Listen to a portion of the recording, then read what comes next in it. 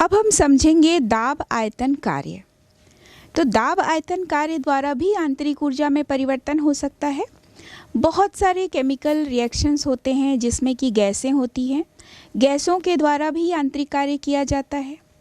तो जब दाब के विरुद्ध किसी गैस में प्रसार होता है तो यहाँ दाब के विरुद्ध कार्य हुआ, तो यहाँ जो हम कार्य की गणना करते हैं उसे दाब आयतन कार्य या पीवी वर्ग के द्वारा। चलिए अब हम समझते हैं। इसके लिए एक पिस्टन लिया गया जो कि घर्षण रहित है। यहाँ पर एक सिलेंडर में इस पिस्टन को रखा गया। इस सिलेंडर के अंदर 1 मोल गैस है। 1 मोल गैस, यहाँ इसका जो आयतन होगा वो है VI, प्रारंभिक आयतन VI है। घर्षण रहित जो पिस्टन है उसका अनुप्रस्थ काट का क्षेत्रफल A होगा और पिस्टन द्वारा चली गई जो दूरी है या तय की गई दूरी L से दर्शाया जाएगा। इस पूरे सिलेंडर में जो गैस रखा हुआ है उसका आयतन हमने देखा VI। जब यहाँ पिस्टन द्वारा कार्य किया जाएगा यानी पिस्टन द्वारा दाब लगाया जाएगा तो यह दाब उच्च होगा। इसे हम बाह्य दाब के रूप में दर्शा सकते हैं। इस पूरे सिलेंडर में जो गैस रखी हुई है उसका दाब है P। पिस्टन द्वारा जब यहाँ पर दाब डाला जाता है तो यहाँ पर PEX है वह दाब, बाह्य दाब। तो तब तक यह दाब डाला जाएगा जब तक कि PEX P के इक्वल ना हो जाए। अब यहाँ पर जो आयतन में परिवर्तन है यानी डेल्टा V, तो यह आयतन में परिवर्तन अंतिम आयतन एवं प्रारंभिक आयतन के अंतर से समझ सकते हैं।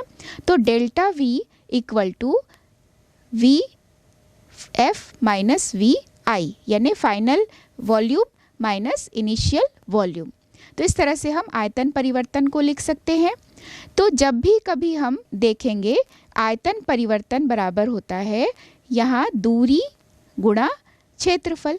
तो दूरी यहाँ पर L है यानी पिस्टन द्वारा चली गई दूरी L इंटू A यानी पिस्टन के अनुप्रस्थ काट का क्षेत्रफल। दाब बराबर बल बटा क्षेत्रफल होता है। तो दाब को हम दर्शा सकते हैं P यानी प्रेशर से और बल फोर्स यहाँ F से दर्शाया जाएगा, क्षेत्रफल A से मतलब एरिया। तो अब हम यहाँ पर F के लिए लिख सकते हैं P इंटू A। तो जब यहाँ पर P लिखा जा रहा है तो P हमने देखा कि PEX P के इक्वल हो सकता है और तब तक दाब को लगाया जा रहा है पिस्टन द्वारा। तो P की जगह हम लिख सकते हैं PEX इंटू A। तो F equal to PEX into A। तंत्र पर यदि कार्य किया जा रहा है तो तंत्र पर कार्य किया जाने पर W बराबर F इंटू L यानी कार्य बराबर बल गुणा दूरी। तो बल की जगह पर हम लिख सकते हैं F equal to PEX into A into L।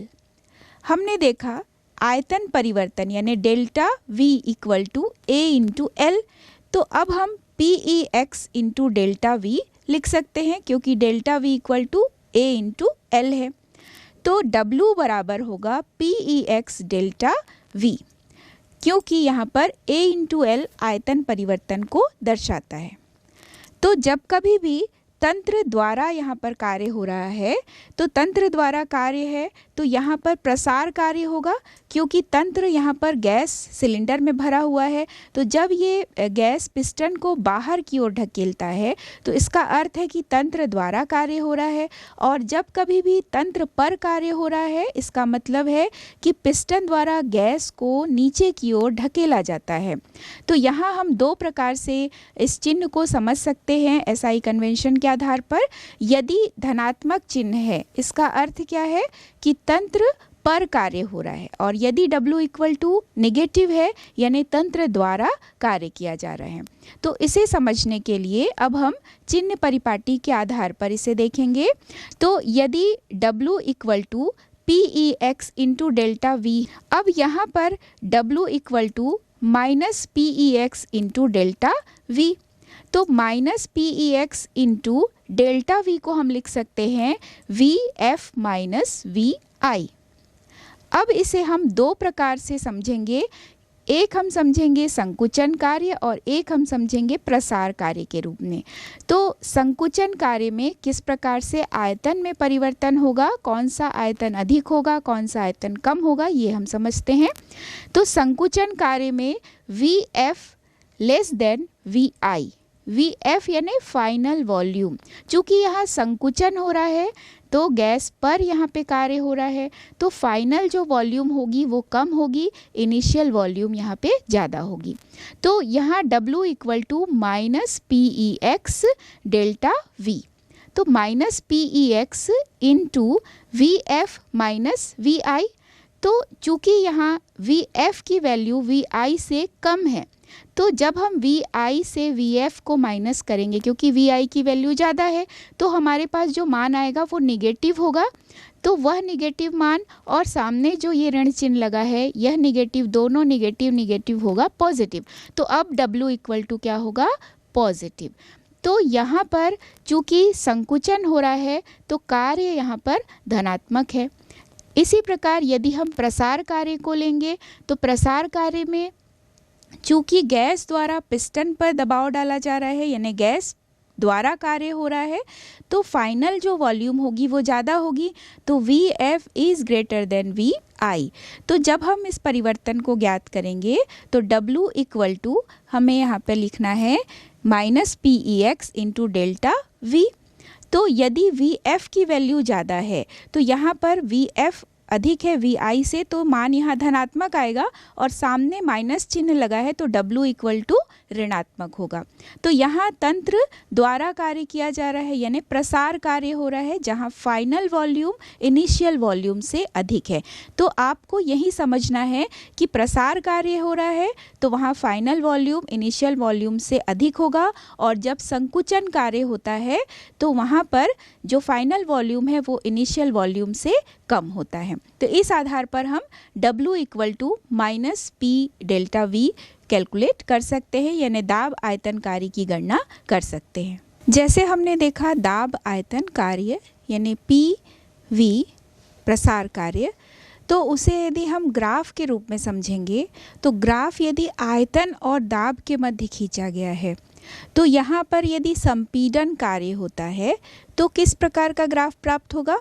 यहाँ यदि संकुचन के प्रत्येक अलग अलग जो पद होते हैं तो वहाँ पर दाब यदि स्थिर नहीं है तो यहाँ कई पदों में वो बदलता रहे, ये दाब जो है वो स्थिर ना होकर हर पद में अलग अलग होता रहे, बदलता रहे, तो कुल कार्य सभी पदों में हुए कार्यों का योग होता है। तो कुल कार्य को यहाँ पर हम दर्शा सकते हैं, जितने पदों में अलग अलग कार्य होता है तो समेशन ऑफ वर्क। तो यहाँ W equal to minus summation of P delta V। अब यहाँ जो ग्राफ है वह निश्चित पदों में संपीड़न को दर्शाता है, और यहाँ पर जो किया गया कार्य है वो इस छायादार भाग द्वारा दर्शाया जा रहा है। यदि सूक्ष्म रूप से दाब को बढ़ाया जाएगा तो आयतन में भी सूक्ष्म परिवर्तन होगा। सूक्ष्म रूप से यदि दाब को घटाया जाएगा तो आयतन में भी सूक्ष्म रूप से परिवर्तन होगा।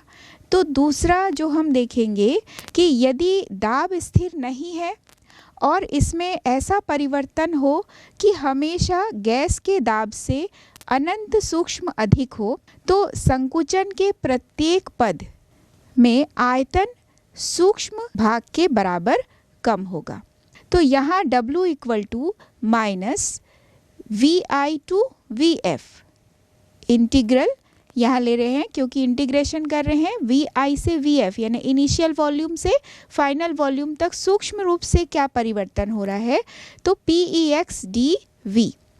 तो dV यहाँ पर सूक्ष्म रूप से आयतन में परिवर्तन को दर्शाता है, जबकि यहाँ पर आयतन में परिवर्तन इनिशियल टू फाइनल को दर्शा रहा है, और इंटीग्रेशन के फॉर्म में से हमने लिखा है। तो यहाँ जो कर्व प्राप्त हुआ है PV वक्र, वो यहाँ पर दर्शाता है अनंत पदों में यदि उत्क्रमणीय प्रोसेस हो रहा है तो यहाँ किया गया जो कार्य है वो छायादार भाग को दर्शाता है। तो इस प्रकार हमने समझा कि कैसे अलग अलग पदों में कार्य होता है। तो प्रत्येक पद में होने वाले कार्य को हमने कंबाइन रूप से लिखा, समेशन ऑफ वर्क के रूप में लिखा, और सूक्ष्म जो अलग अलग पद हैं उसमें होने वाले कार्य को हम I से VF तक जाने में किस प्रकार परिवर्तन हुआ सूक्ष्म रूप से, उसे हमने संकुचन की स्थिति में जो बाह्य दाब है, तो यहाँ PEX को हम बाह्य दाब के रूप में दर्शाते हैं। तो बाह्य दाब यहाँ पर बराबर होता है आंतरिक दाब प्लस DP यानी दाब में सूक्ष्म परिवर्तन के। और यदि प्रसार कार्य है, यहाँ पर यदि प्रसारण होता है तो यहाँ जो बाह्य दाब होगा वह आंतरिक दाब से हमेशा कम होता है। तो यहाँ हम सूत्र को लिख सकते हैं PEX equal to PIN minus DP। तो यहाँ हम माइनस को हटाकर इस तरह भी लिख सकते हैं PEX equal to PIN plus minus DP। तो ये जो DP है दाब में सूक्ष्म परिवर्तन को दर्शाता है। तो PEX बाह्य दाब है जो संकुचन की स्थिति में अलग तरीके से कार्य करेगा और प्रसार की स्थिति में अलग तरीके से कार्य करता है।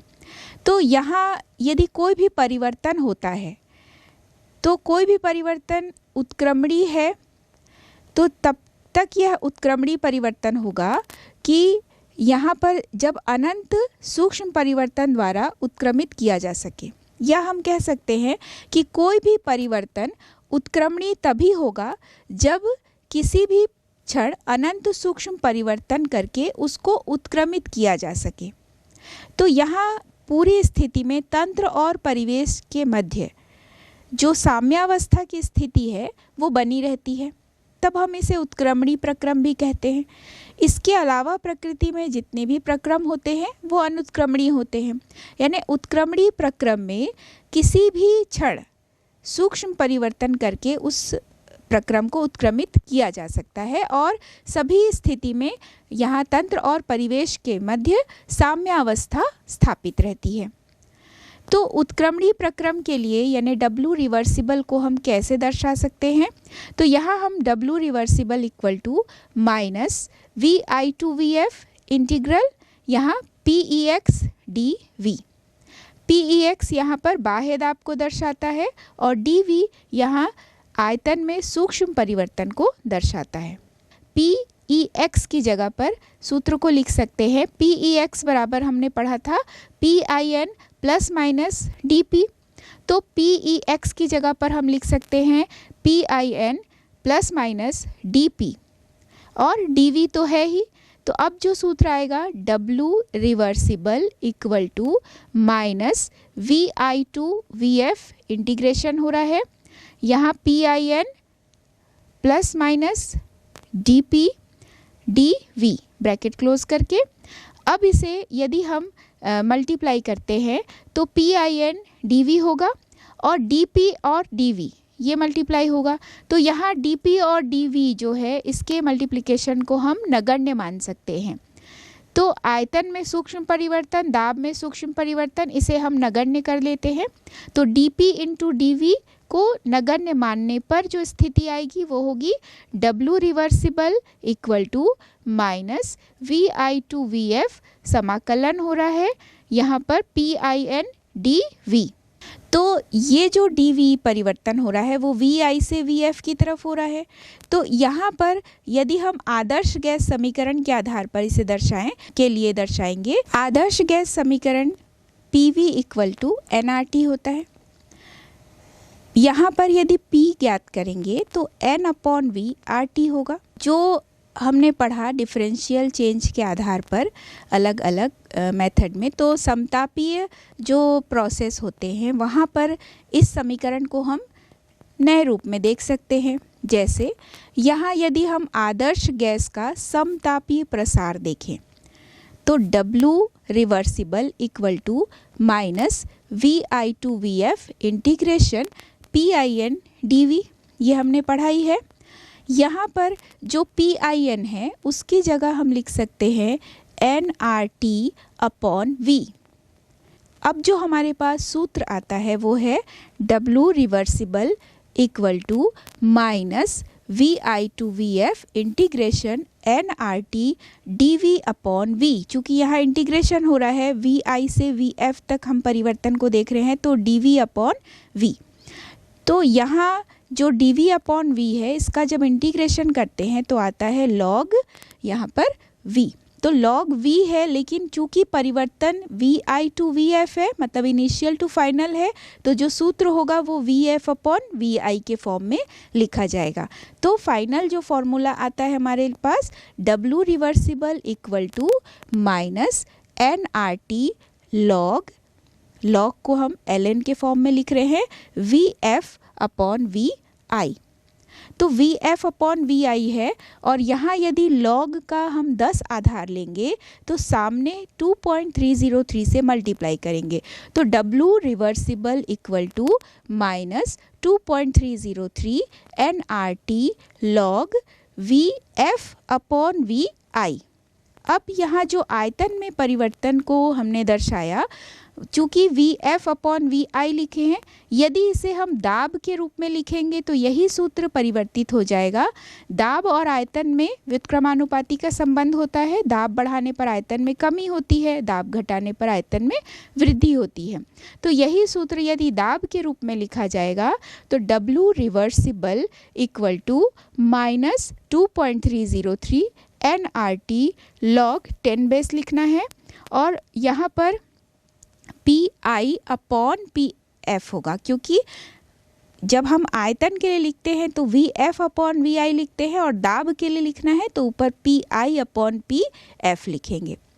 तो ये हमने जाना कि समतापीय जो प्रोसेस है उसमें किस तरह से हम सूत्र को, कार्य को या रिवर्सिबल वर्क कैसे हम शो कर सकते हैं। अब हम पढ़ेंगे फ्री एक्सपेंशन या मुक्त प्रसरण या मुक्त प्रसार। तो किसी भी गैस का जो निर्वात में प्रसार होता है उसे हम मुक्त प्रसार कहते हैं।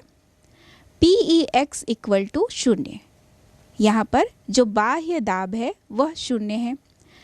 तो किसी आदर्श गैस के लिए यदि हम मुक्त प्रसार को देखते हैं तो वो अलग अलग कंडीशन में अलग अलग स्थिति तक पहुँच सकते हैं।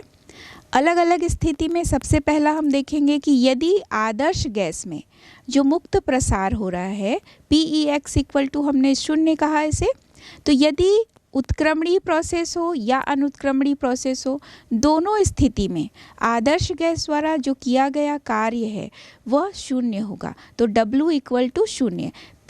और यदि आयतन स्थिर है तो डेल्टा V इक्वल टू 0। तो ऊष्मागतिकी का प्रथम नियम है कि delta U equal to Q plus W। तो W इक्वल टू हम लिख सकते हैं माइनस P डेल्टा V, जो हमने दाब आयतन कार्य पढ़ा। तो डेल्टा V इक्वल टू 0 यदि है तो यहाँ पर भी कार्य होगा 0। तो यहाँ W की जगह पर हम लिख सकते हैं 0। तो अब सूत्र क्या आएगा, delta U equal to Q V हमने लिखा, QV यहाँ पर शो हो रहा है स्थिर आयतन पर जो अवशोषित और उत्सर्जित ऊष्मा है वह आंतरिक ऊर्जा परिवर्तन के बराबर होती है। आदर्श गैस के लिए समतापीय एवं मुक्त प्रसरण को किस प्रकार से व्यक्त किया जा सकता है। तो किसी भी तंत्र के लिए जो उत्क्रमणीय प्रक्रम है या अनुत्क्रमणीय प्रक्रम है और समतापीय जो प्रक्रम है जहाँ पर तापमान स्थिर होता है, तो इसे किस प्रकार से व्यक्त किया जा सकता है, प्रथम नियम के अनुसार इसे हम सीखेंगे। तो सबसे पहले हम देखते हैं यहाँ पर कि यदि W इक्वल टू 0 है, यानी अगर समतापीय प्रक्रम है तो पूरे प्रक्रम के दौरान तापमान स्थिर होगा, यानी डेल्टा T इक्वल टू 0 है। PEX यहाँ पर दाब को व्यक्त करता है, PEX इक्वल टू 0। यदि हम कार्य बराबर 0 लेते हैं तो PEX बराबर भी 0। ऊष्मागतिकी का जो प्रथम नियम है delta U equal to Q plus W, इसको समतापीय जो प्रक्रम है अनुत्क्रमणीय उत्क्रमणीय प्रक्रमों के लिए कैसे व्यक्त कर सकते हैं इसे सीखेंगे।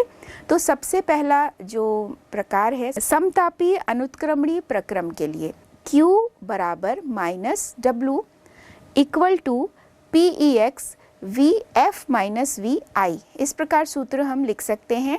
यहाँ जो VF है ये फाइनल वॉल्यूम यानी अंतिम जो आयतन है उसको दर्शाता है, और VI प्रारंभिक आयतन यानी इनिशियल वॉल्यूम को शो करता है। तो यहाँ समतापीय प्रक्रम को हम इस प्रकार से व्यक्त कर सकते हैं। दूसरा है समतापीय उत्क्रमणीय प्रक्रम के लिए जो सूत्र है उसे हम कैसे व्यक्त कर सकते हैं। यहाँ पर देखिए कि Q बराबर -W equal to nRT ln VF upon VI। तो यहाँ जो ln है वो लॉग को दर्शाता है, नेचुरल लॉग को। इसे हम यदि 10 आधार करके व्यक्त करेंगे तो यही सूत्र किस प्रकार से परिवर्तित होगा, चलिए देखते हैं।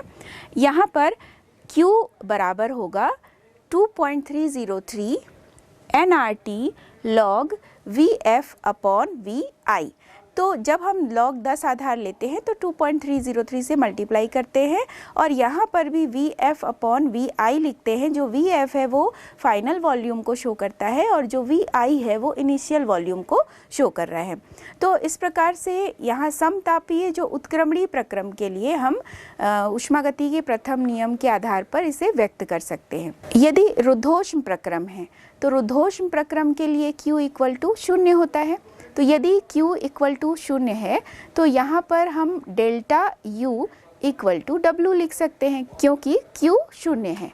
तो यहाँ पर हम ऊष्मागति के प्रथम नियम के अनुसार जैसे delta U equal to Q plus W है, चूँकि यहाँ पर हम Q इक्वल टू 0 लेते हैं तो delta U equal to W लिखा जा सकता है। एक आदर्श गैस के 0.75 अणु समतापीय एवं उत्क्रमणीय रूप से 27 डिग्री सेंटीग्रेड पर 15 लीटर से 25 लीटर तक प्रसारित होती है।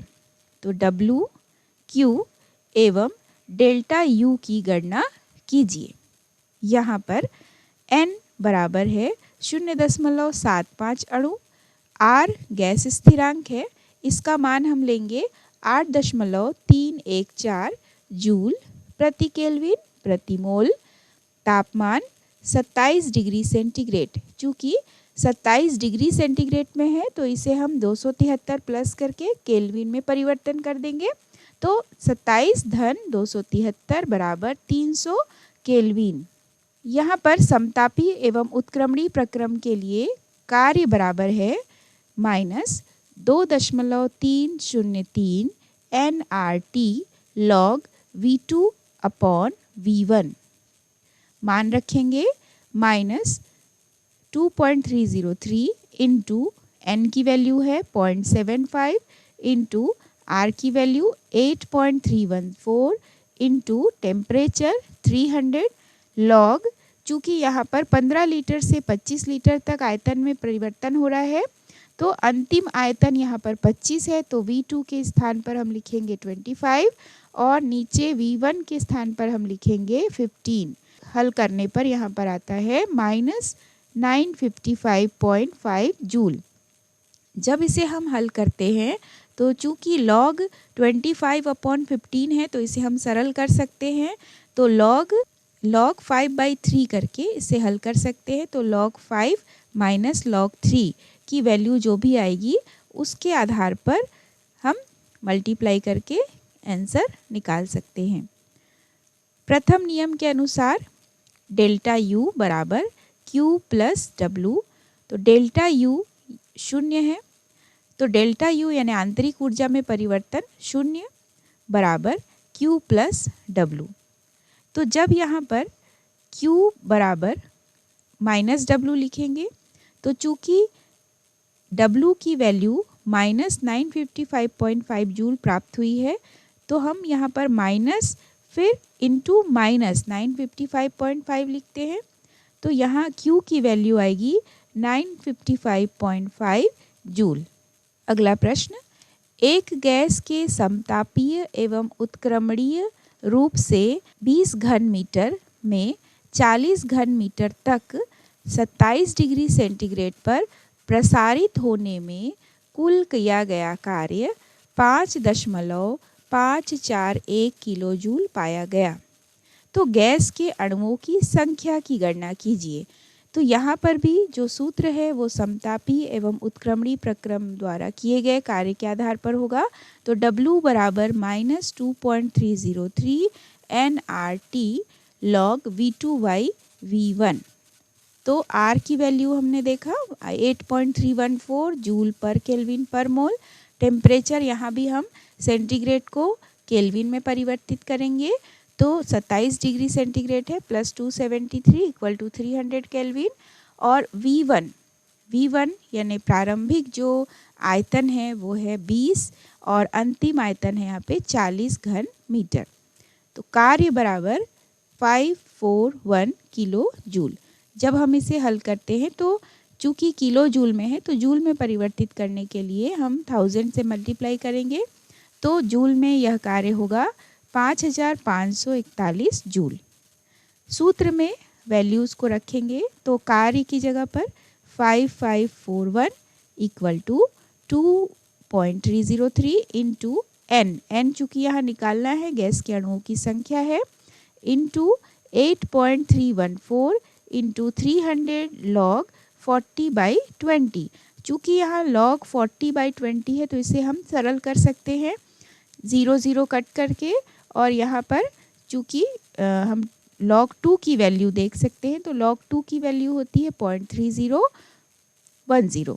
तो उस आधार पर जब हम सभी को कैलकुलेट करेंगे तो मान प्राप्त होता है 1729.16 n।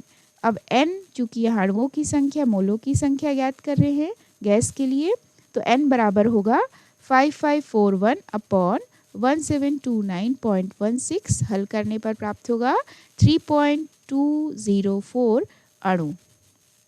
अगला प्रश्न है, अब यह प्रश्न दाब पर आधारित है। 5 मोल आदर्श गैस का समतापीय एवं उत्क्रमणीय विधि द्वारा संकुचन करने पर दाब 2 वायुमंडलीय दाब से 10 वायुमंडलीय दाब पर 298 केल्विन ताप पर करने के लिए अधिकतम कार्य की गणना कीजिए।